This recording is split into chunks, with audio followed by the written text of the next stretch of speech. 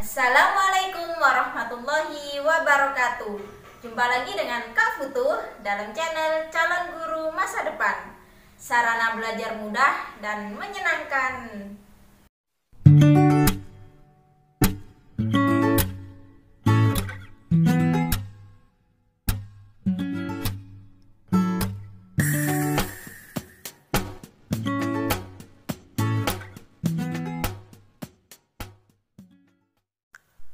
Halo adik-adik, pada kesempatan kali ini Kak Futuh akan mengupas tuntas prediksi soal UTBK SBMPTN 2021 dengan tipe soal penalaran umum.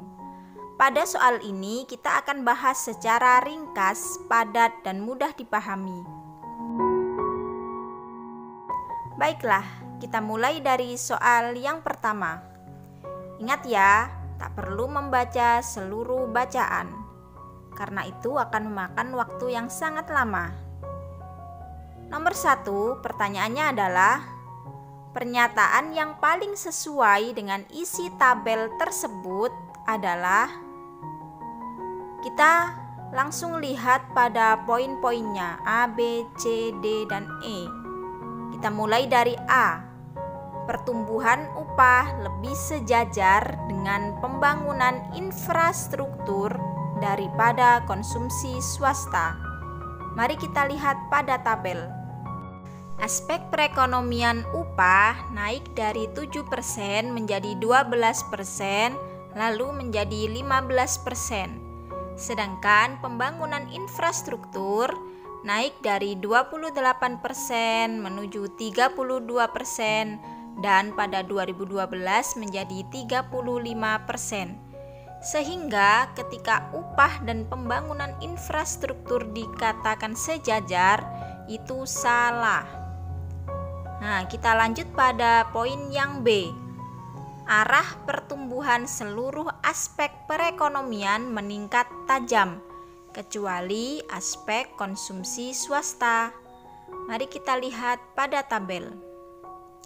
Dari aspek upah, ekspor, konsumsi swasta, kemudian pembangunan infrastruktur memang mengalami kenaikan, tetapi kenaikannya tidak begitu tajam, sehingga poin B tidak sesuai dengan tabel.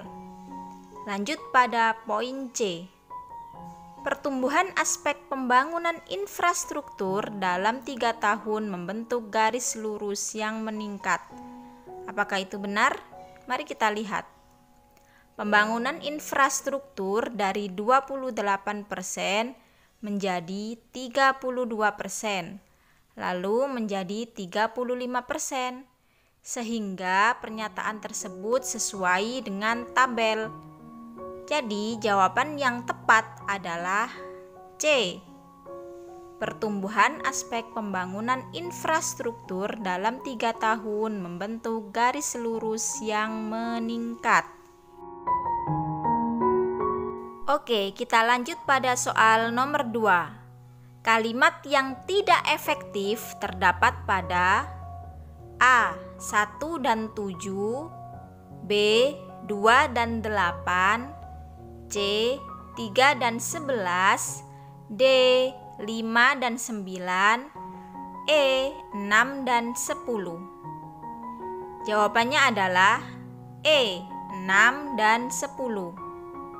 Perlu kalian ketahui, kalimat efektif adalah kalimat yang menggunakan tata bahasa dan ejaan yang disempurnakan yang tepat.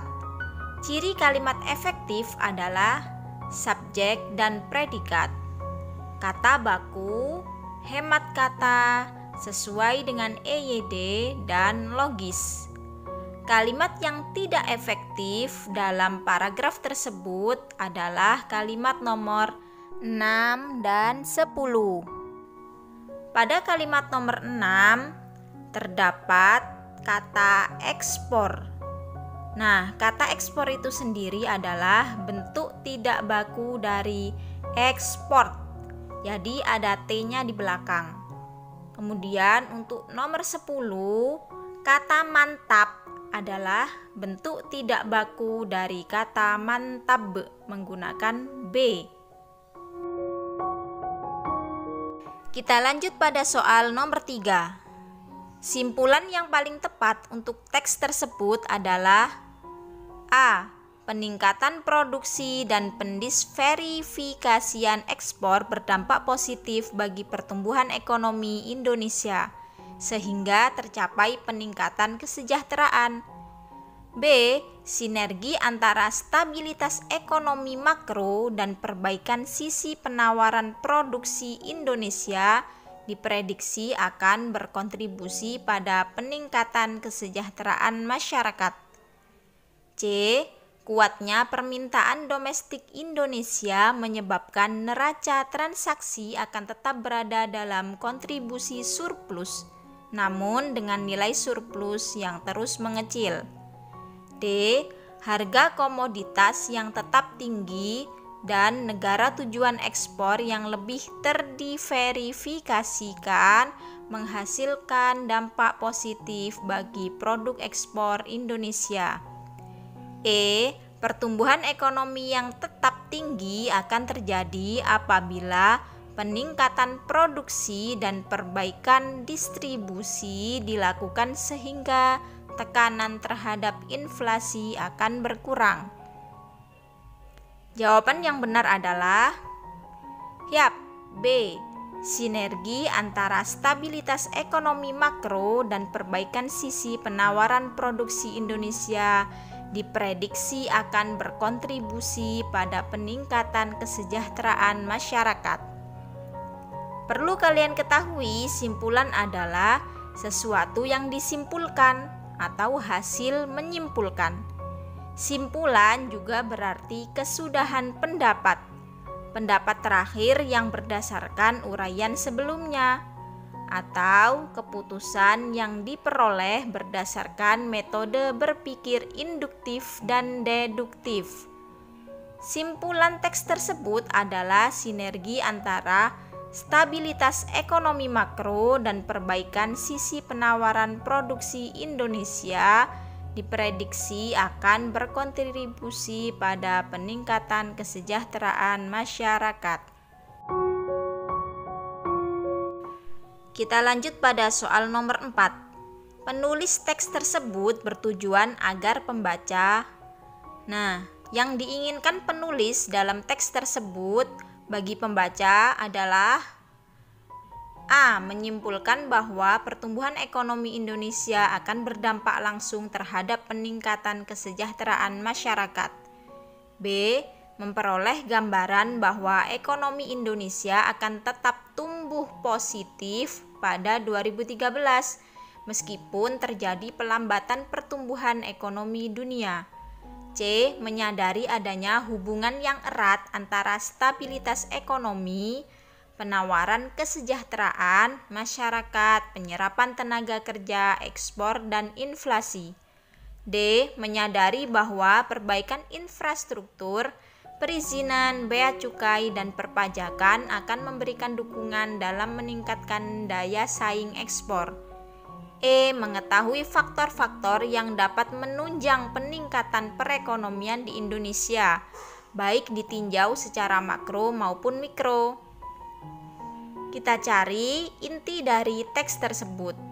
Intinya adalah di situ memaparkan faktor-faktor yang dapat menunjang perekonomian. Sehingga tujuan penulis di situ diwakili oleh poin E.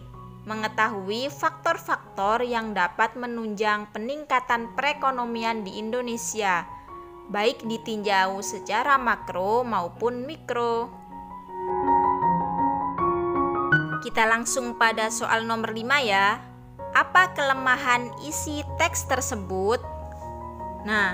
Kelemahan dari isi teks tersebut bisa berupa kekurangan dalam bacaan, kurangnya referensi, atau tidak lengkapnya pembahasan yang disertai dengan bukti. Kita lihat setiap poinnya, manakah yang paling sesuai dengan bacaan di atas. A. Tingginya nilai impor Indonesia tahun 2013 yang diprediksi mencapai 14,5% hingga 15,5% tidak diikuti dengan penjelasan faktor penyebabnya. B. Penjelasan tentang pertumbuhan ekonomi dari tahun ke tahun pada aspek konsumsi swasta tidak sejalan dengan isi tabel yang dirujuk. C.